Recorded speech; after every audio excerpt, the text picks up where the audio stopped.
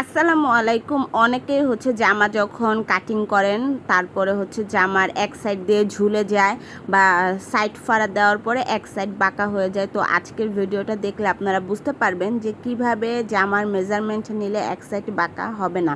তো আমি নিচের পাটটা দেখেন একদম হচ্ছে প্রিন্টে মিল করে নিয়েছি, করে জাস্ট একটা ঝাড়া দিয়ে বসিয়ে দিয়েছি। তো উপর দিয়ে দেখেন অনেকটা কিন্তু এক সাইডে চলে গিয়েছে।